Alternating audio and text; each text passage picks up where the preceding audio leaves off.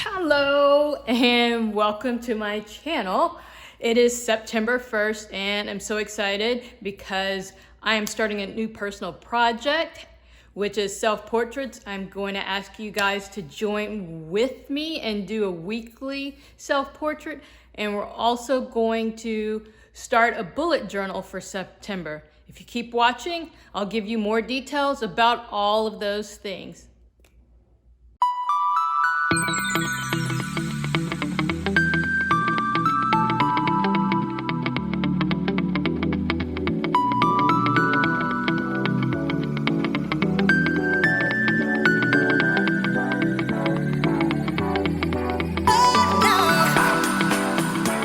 Hello and welcome to my YouTube channel. My name is Philinda Roy. I am a lifestyle photographer and it is September 1st. So in my last video, I told you guys I was doing a lot of new endeavors. One is the personal project, which is doing self-portraits. The personal project will be included in my portfolio when I'm trying to get work with brands and modeling agencies and other things like that. And I thought that since I was doing this and I've wanted to do it for a long time, maybe other people might want to do it and they want to showcase their work or they want other people to see it. So I thought, well, what's not a perfect way, or what is a perfect way for people to do that if they do it with me? So originally I said 30-day challenge, which was kind of the wrong verbiage. If you're doing 30 days, that means you're doing a photo every day, and that's not what I want you guys to do. I'm gonna be doing 3 or 4 portraits with different setups each week, and I want you guys to just do one once a week and email it to me. So the cutoff date for you guys to email it to me should be Saturdays, and you should email it to the email address that I'm putting on the screen up here. And that gives me enough time to edit and add your photos to the video. I'm gonna be doing 2 videos a week. So Friday will be the regular photography how-to or tip, and then I think Tuesday or Wednesday, it's probably gonna be Tuesday since today is Tuesday, September 1st, I will be doing something for a video for the personal project and photo challenge. Tuesdays, I will give you 5 creative tips to help you make more creative pictures or photos during the self-portrait. And I'm going to also do that in this video for you guys. And then at the end, I will talk about the bullet journals, which is the 3rd endeavor that we're doing, or that I'm doing this month. So let's get started. All right, this is part 2 of the video where I'm going to share with you tips on how to make the best photos that you can for the challenge. And I'm also going to tell you about the tools. So first, you need to have a camera, whether it be a DSLR professional camera or an amateur DSLR. Either one of those works fine. You can also use a smartphone, whether it not be your iPhone, your Samsung, or whatever. You need that to be able to participate in the challenge. You also need a tripod or some way to prop up your phone. So I will put links to a variety of different tools that you can use for the self-portrait at the bottom in the description. So you can use a tripod. You can get any tripod. You can use a desktop tripod. I think like Joby has those GorillaPods. You can find any other brands of tripods that you can set on your tabletop or you can put on the ground. You can also use a regular tripod, one that's like 60 inches tall or 80 inches tall. It just depends on what you're planning on doing. It's also easier if you do have a tripod if you're going to try to do some top-down photos, and we'll talk about that later. If you don't want to get a tripod, you can either have someone else take the pictures of you, but then it's not really a self-portrait. So I would say use whatever you can find around your house. You can use books, you can use, boxes, things like that. You're going to put something behind the camera and something in front of it so it doesn't fall over and it stands straight up. So that's up to you. It just depends on what you want to do and how creative you guys are going to be. One other thing you need to have if you're shooting with a DSLR is a way to set off your shutter. So you need a remote shutter. So you can buy that on Amazon. Also, a lot of the newer DSLRs come with Wi-Fi and they have an app. Canon has an app, Olympus has an app, Nikon has an app, and your phone can be hooked up to your camera and you can use that as a remote shutter. Or you can buy one with a transmitter on it. If you don't have that, just use your self timer. I would set your self timer for 10 seconds so you can set it, then get around to the camera side of your camera, of your phone or your camera, so you can be in position when the photo is snapped. So those are the main tools you need to have. Other than that, you should be good to go. Here's the third part of the video where we talk about creative ideas so you guys can, and I can, make better self-portraits. One idea is different types of backgrounds. If you're at a loss for what you should use, there are a lot of different things. I'll show you examples. Here you could use a sheet to cover up a wall or even a blanket or some type of fabric. You just thumbtack it to the wall, or you can use tape. Another creative idea is actually gift wrapping paper. Christmas is coming up soon, and they usually put wrapping paper out this time of year, or you can just do any type of wrapping paper. Just make sure you get about 2 to 3 rolls so you'll have enough area covered so you'll have a great looking photo. Another thing is old books. You can rip pages out of old books, lay them flat on the floor, or tape them to the wall and use that as a backdrop. They always make an interesting looking background. So those are a few creative ideas. I'm sure you guys can come up with other things on your own. Oh wait, I got one more thing. You can use a rug. If you're going to do a bird's eye view or a top-down photo, you can use a rug and you can lay on the floor. And that's a cool way to get a different texture or to get more color into your photos. So now we'll move on to the next step. So for styling, that is like using props or using different things in your photos to make them more interesting and add texture.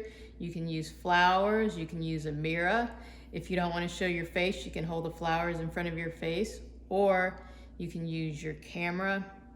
You can even use a coffee cup and just have fun with it. It just depends on what you guys want to do and what emotion or what you're trying to convey in your self-portrait. Tip number 4, try different locations. There's a lot of locations you can shoot within your house. Try your bed. You can do a top-down shot or a bird's eye view shot. You can try your kitchen. Use food if you want. You can also do things like go to a park and use that as a backdrop. You can also do a road, low traffic or no traffic road, so everybody's safe. Those are a variety of locations you can try for your self-portrait. So our final tip, number 5, is shoot from different angles. So, you can try regular eye level, straight on. That's, what everybody usually does. You could try a bird's eye view. You can either tape your phone to a ceiling and do a self-timer that way. you could use your tripod and just raise it up really high, especially if it's like an 80-inch or a 60-inch tripod, and you can have it tilted down, photographing you in bed or on the floor. Just something different. Just be creative. Also, if you're gonna do a top-down shot with your tripod and you can't angle it down, please be very careful of how you're going to situate your tripod, because if it falls, your phone or your camera may get broken. Make sure you use the counterweight. I'm not saying that's how you do it, but you know, if you really want to do that, you can kind of try that. I will put some things in the description below with links to some things you can do to do a top-down photo. Another thing is to put your camera on the ground, in your house, outside. You know, it just kind of shows a different view of things. If you want, you could angle it upward, shooting up at you. That kind of shows power and things like that. Just be creative. I'm gonna be really excited to see what you guys do, and you know, I just want to see how creative you guys are. So just be very creative, and what you're going to do is send me a photo to the email address on the screen, and you need to send that to me to be included in the next week's video by Friday of the week. You can probably submit it on Saturday too, and it may get in, but I'm not going to make any promises because I'm going to try to do things early, since I'm going to start doing 2 videos every week. Our next thing that we're going to move on to is the bullet journal. I will show you mine because I'm just starting on my bullet journal, and I've made a lot of mistakes in it, and I'll show you that because everybody's human. And I'll show you ones that I've seen that are, you know, really nice, but I can't really draw, so I'm taping photos inside mine, and I'm taking a brush lettering class online to get better at brush lettering, so we'll see how that goes. I will put everything that is used in a bullet journal in the description also. So just give me a minute and I will show you my bullet journal. Here is my bullet journal. This is the very first time I've ever done this, so it's not perfect and it doesn't have to be. So we'll open here. Here's the title page. It says this book belongs to my name. I have my phone number here, but for security reasons, you know, I'm just being safe. Don't want to put my phone number all across the internet. Here's just one of the page spreads. I'm not done filling in. Turn here. I'm going to try to be a little bit artistic and make a name page with my name in 2020 there. You notice I've got pictures. That's what I'm going to put. And this tape here that I have on the sides, it's washi tape. You can get it in solid colors or fun colors like this. I'll actually include links for you. So first and foremost, here is the key.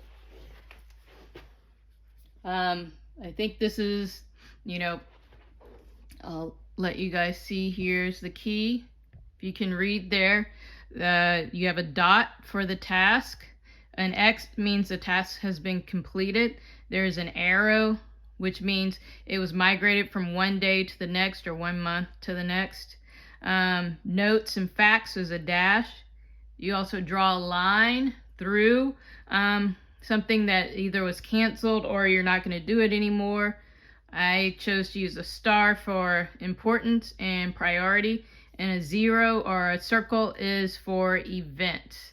If you go to Ryder Carroll's website, bulletjournal.com, he's got a key there, and this is just based off of that. So you turn the next page here, and I have an index. You basically make your pages out. You put the page numbers like the index or future log, which I'll show you next, are page 1 and 2. September monthly log, I haven't put that there, and then the weekly logs. You put like page 9 to 15 or something like that. It's just there so you can easily go back to other things. So inside mine, I have a picture from one of my photo shoots just to keep me inspired. More washi tape here. Here is my future log. And as you can see, I have messed up because I didn't know how to number the days in November. So I used brush pens to write this out, and then I use the fine marker here. I am going to also put September or the month's names using brush marker. I'm going to try to be a little bit more creative, but I'm sure I'm going to mess that up. The next page, I decided I'm going to put photos. Like I said, this is not completed. It's still a work in progress, and I'm still figuring out how to do things. More washi tape here. And I put a couple more photos in my book. And then here we've got the monthly log. Here I have September. As you can see, I made a lot of mistakes here. So on one side you have your task. Then you have your goals here. I also put a saying here for September.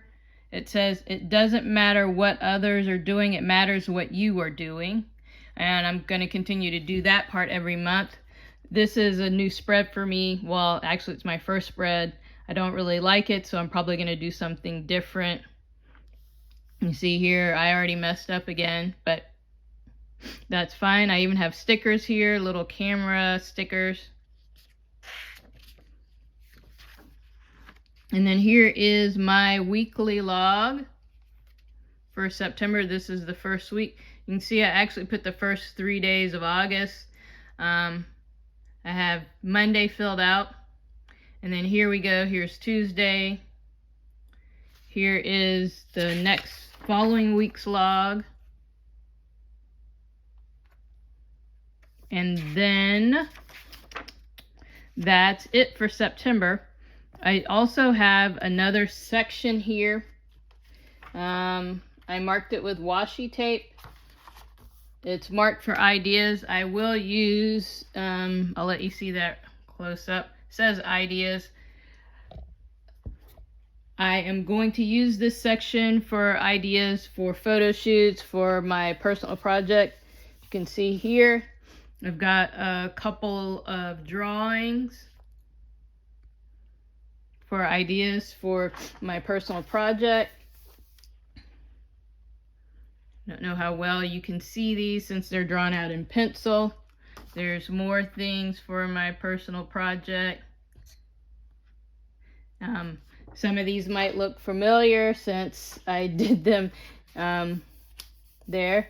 Here's also an outline I'm using for this current video. I put that in there too. And that's pretty much it for my current bullet journal. I also wanted to show you, I did paginate, let's see, I did paginate my journal myself. I used different colors. You can purchase ones that are already paginated. I wish I had, but I didn't know what I was doing in the beginning. And now that I figured out, I will use this bullet journal till the end of December. I just chose to use it for 4 months, and I'll get another one. I think I'll get the Lectrum or the Lecterm 1917 bullet journal. There's actually 2 versions of it. One that's marked bullet journal where it's paginated, and then there's one that's just a regular dotted journal. When you're looking for your own bullet journal, you want to have a dotted bullet journal, and if you go to Ryder Carroll's website, bulletjournal.com, you will see what you need to do to get everything together. Also, you can do a search online for bullet journals, and there's thousands of ideas of how you want to put your bullet journal together. So thank you for looking at mine, and you know, it's a work in progress. I'm still trying to figure things out. I'll do another video in about a month or so and see what I've come up with for October and if I've gotten the whole system down yet. So join with me and we'll have fun together doing our bullet journal. So, well, I hope you enjoyed this video and you got a lot of ideas about how you're going to do your self-portraits. Also, I hope the information that I gave you about the different tools you need were helpful. And then the bullet journal. I will put in the description, as I said about the bullet journal, I'll put in the description the bullet journal I have, and then also another one, the Electrum 1917 bullet journal. It has paginated pages, and I kind of wish I had gotten that one. I will also include the links for the fine tip pens and the brush pens and anything else that I can think of that you would need to start your own bullet journal. There's also the link to the bullet journal website. So, well, if you enjoyed the video, give it a thumbs up. If you have any questions or comments about anything in the video, the bullet journal, the self-project, or the the self-portrait project, put that in the comment section below. Make sure you subscribe to my channel if you haven't done so already. It's much appreciated. If you hit the bell button, you'll be notified every time I post a new video. I am still posting videos on Friday, and then, as I keep saying it, just to remind you guys, I'll be posting a video earlier in the week. This one's on Tuesday, so I believe I will be trying to stick to that schedule. If it's not on Tuesday, it will be on Wednesday for sure. So thank you guys for watching, and see you next time. Bye.